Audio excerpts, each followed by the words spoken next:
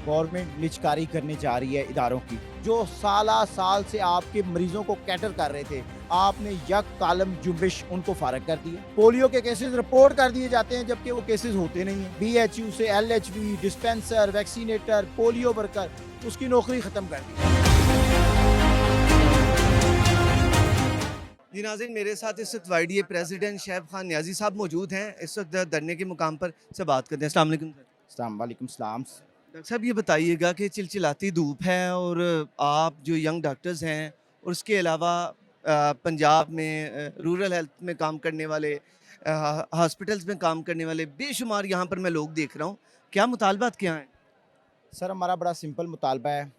Government निजकारी करने जा रही है इदारों की, और हेल्थ का एक ऐसा महकमा है जिसमें गरीब मरीज़ मुतासिर होता है। पहले उनको टीचिंग हॉस्पिटल में अद्वियात नहीं मिल रही, आपने देख लिया होगा। गवर्नमेंट ने प्रोफेसर्स एमएस टर्मिनेट कर दिए। कुछ जगहों पे अद्वियात की किल्लत अभी तक उसी तरह मौजूद है। अद्वियात मौजूद नहीं है, लोग ज़कात की डोनेशन से अद्वियात ले रहे हैं, हालांकि ज़कात के पैसों से आप अद्वियात नहीं दे सकते।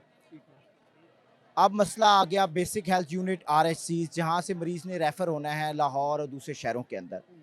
अब आपने वो भी प्राइवेटाइज़ कर दिए।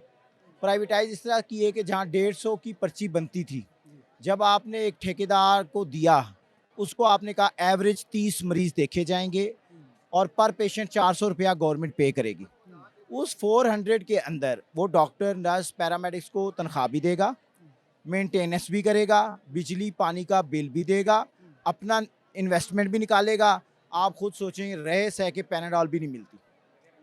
अब ये हो रहा है कि वहाँ पे जो डिलीवरी के केसेस थे वो बंद हो गए, सेक्शंस बंद हो गए, दवाइयाँ मिलनी नापैद हो गई, और लोग जो है वो अब जो आ रहे हैं वो बेचारे पेशेंट्स हैं जिनको सिर्फ पैनाडॉल या सिंपल पीसीएम सीपीएम की ज़रूरत है, वो भी यहाँ पे लाहौर आ रहे हैं। सारा खर्चा निकालते हैं, गाड़ी करवाते हैं, सारा करने के बाद वो यहाँ पे आते हैं आउटडोर में, और वही दवाई हम यहाँ पे इनको लिख के देते हैं।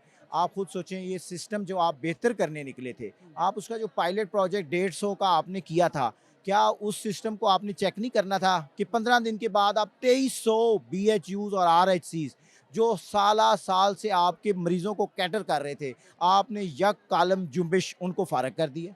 आप नए लोग लाएं, हम नहीं कहते, लेकिन पुराने लोगों का कसूर क्या है? पहले ये तो बताएं ना, वो काम नहीं कर रहे, उनको आपने शोकास दिए, एक्सप्लेनेशन की, एब्सेंस थी, आपने टर्मिनेट किए। उन बेचारों को आप कहते हैं कि आपने यकम मई के बाद नौकरी पे नहीं आना।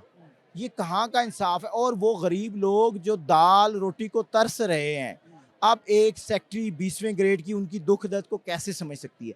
हाँ, एक पॉलिटिकल वर्कर, एक एमपी एमएनए ज़रूर समझ सकता है, वो इनके इलाकों से वोट लेने जाता है। आपने पॉलिटिकल लोगों को पीछे कर लिया है। आप अपने मिनिस्टर हेल्थ की बात नहीं सुन रहे, आप एमपीएस, आप अपने स्पीकर पंजाब असेंबली की बात नहीं सुन रहे, आप बात सुन रहे हैं एक ब्यूरोक्रेसी की। वो आपको सब अच्छा की रिपोर्ट दे रही है, वो वीडियो लिंक पे बयान रिकॉर्ड कराती है। कुछ मीर जाफ़र, मीर सादक उन्होंने बिकाऊ माल किए हुए हैं, उनको बड़ी पोस्टें दे रहे हैं। वो लोग आके कहते हैं कि मैडम सब अच्छा हो रहा है, ये सीएम इनिशिएटिव प्रोग्राम है, हम इसको चलाएँगे। भाई आप चलाएँ, लेकिन आप वो 150 जो बीएचयूज़ हैं उनमें चलाएँ ना। 2300 में आप कैसे चला सकते हैं जबकि वहाँ की अफरादी कुव्वत आपने फ़ारग कर दी है। अब जो इनको फंडिंग हो रही है वो डब्ल्यूएचओ की है। उन्होंने अपनी फंडिंग रोकने का ऐलान करने लगे हैं। पोलियो कैंपेन, पहले ही आपको पता है कि पोलियो के नाम पे बहुत फ्रॉड चल रहा है। पोलियो के केसेस रिपोर्ट कर दिए जाते हैं जबकि वो केसेस होते नहीं हैं। उस पे गवर्नमेंट को एक्शन लेना चाहिए था। जो लोग, जो डॉक्टर्स, जो सीईओज इसमें मुलविस थे, उनको सामने लाना चाहिए था, ना कि आप उठा के वहाँ के बीएचयू से LHB, dispenser, vaccinator, polio worker, उसकी नौकरी ख़त्म कर दी। अब पोलियो मुहिम का बाइकाट हो गया है। वो मैडम रुखसाना आई थी, वो पोलियो बाइकाट उन्होंने कर दिया है। डेली वेजेस मुलाजमिन आप नहीं है, आपने डिस्पेंसर से पर्ची बनवा रहे हैं, आप वो पर्ची लिख रहा है, उस पर डॉक्टर की स्टैंप लग रही है। खुदा न खास्ता अगर किसी मरीज को विदाउट डॉक्टर जो आप शो करा रहे हैं, वो सारी दुनिया देख रही है, इंटरनेट का ज़माना है, तस्वीरें बन रही हैं, और खुदा हम यहाँ पे आके क्यों बैठ गए हैं?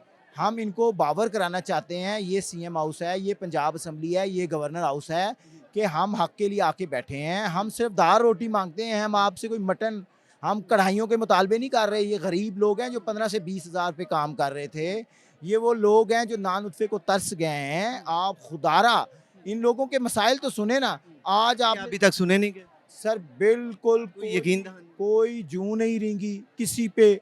यहाँ पे पुलिस के एसपीओ वगैरह आते हैं, एसएसपीज वगैरह आते हैं, मुतालबात लेके चले जाते हैं। उसके बाद वही हम बैठे रहते हैं रात तक। लाहौर की मेन शाहराह है, लाहौर का दिल है।